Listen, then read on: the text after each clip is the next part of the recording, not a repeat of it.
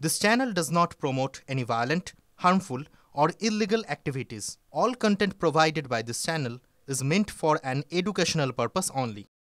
তারা একবার এক রকম মন্তব্য করবেন।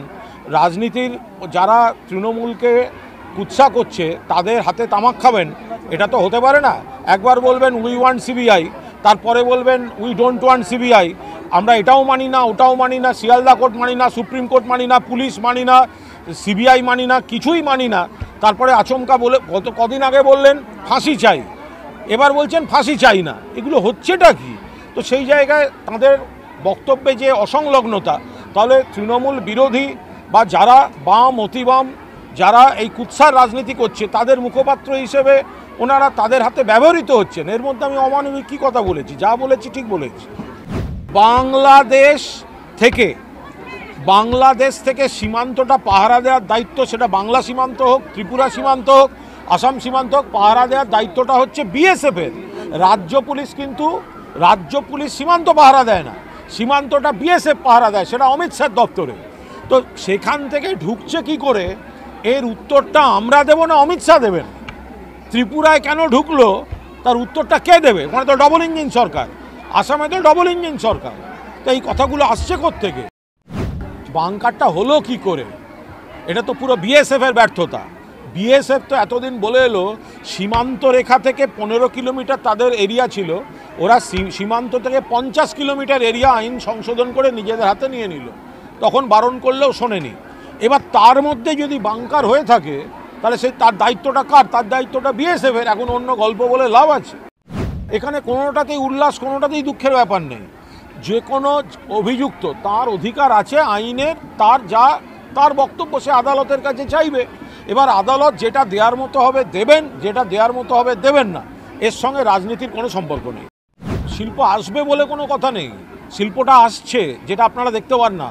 একটু যান না, একটু উত্তর বাংলার জায়গাগুলোয় যান যেগুলো বাম জমানায় অবহেলিত ছিল, জঙ্গলমহলে যান, পুরুলিয়ায় যান, বাঁকুড়া ওদিকে যান। শিল্প তালুক কিভাবে তৈরি হচ্ছে দেখুন। বড় শিল্প, মাঝারি শিল্প, ক্ষুদ্র কুটির শিল্প, এই সব দিক থেকেই ঢালাও বিনিয়োগ হচ্ছে পশ্চিমবঙ্গে। গুলি যদি কোথাও চলে থাকে পুলিশ প্রশাসন দেখবে, অতীতেও চলেছে, অন্য রাজ্যেও চলছে, এখানে কমেছে। এসটিএফ যাদের গ্রেফতার করেছে আগ্নেয়াস্ত্র সহ, রাজ্য পুলিশের এসটিএফ গ্রেফতার করেছে 5 জনকে, 5টা ক্রিমিনালই উত্তরপ্রদেশ থেকে এসছে। এবার আপনি কি বলবেন? যে অন্য রাজ্য থেকে, বিজেপি শাসিত রাজ্য থেকে অস্ত্র নিয়ে এই রাজ্যে এসে ঢুকছে, গণ্ডগোল করছে, এই রাজ্যের বদনাম করার চেষ্টা করছে। ফলে শুধুমাত্র তো একটা ঘটনার কথা বললে হলো না, তার পেছনের ঘটনাগুলোও তো আপনাদের দেখতে হবে।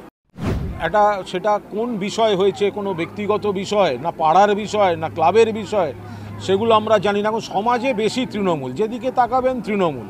তো সুতরাং সেইখানে দাঁড়িয়ে আপনারা যে কোনো বিষয় যেটার সঙ্গে হয়তো রাজনীতি নেই সেখানেও আপনারা তৃণমূল করে দিচ্ছেন। আর একটা এত বড় দল, এত বড় পরিবার, কখনো কোনো জায়গায় যে কোনো পরিবার, যে কোনো সংগঠন, যে কোনো ক্লাবেও হয়তো মতপার্থক্য হয়, এগুলো বড় করে দেখানোর কিছু নেই। আমি এটা নিয়ে কোনো মন্তব্যই করব না, কারণ এটার সঙ্গে রাজনীতির কোনো সম্পর্ক নেই। এটা বিচারাধীন বিষয়, আইনের বিষয়। বিচারাধীন যারা বন্দী তাদের আবেদন করার বা তাদের সুস্থতার জন্য চিকিৎসা চেয়ে আবেদন করার পূর্ণ অধিকার তাদের রয়েছে।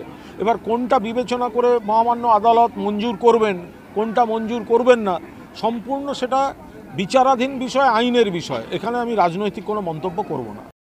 যেহেতু ওখানকার কোনো বিষয়, এর অভিযোগের সত্য কোনটা অসত্য জানি না, স্থানীয়ভাবে খবর নিয়ে পুলিশ প্রশাসন, শিক্ষা প্রশাসন তারা দেখবেন আইনে যা আছে।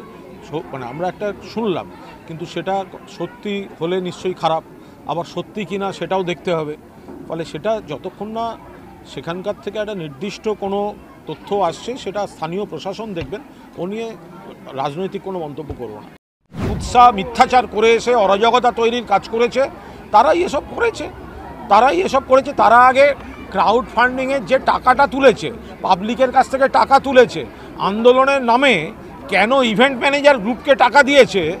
আন্দোলন নাকি স্বতঃস্ফূর্ত, আর পেমেন্ট হয়েছে ইভেন্ট ম্যানেজমেন্ট গ্রুপকে। সেগুলোর আগে এই ধরনের অসভ্যতা পরে করবে। এটা আপনারা যেভাবে দেখছেন সেভাবে না, কারুর খাবার বন্ধ করে হচ্ছে না। যেভাবে এটা করলে কারুর কোনো ক্ষতি হবে না, সেইভাবেই শিক্ষকরা, কনসার্ন স্কুল কর্তৃপক্ষ সেইভাবে করবে।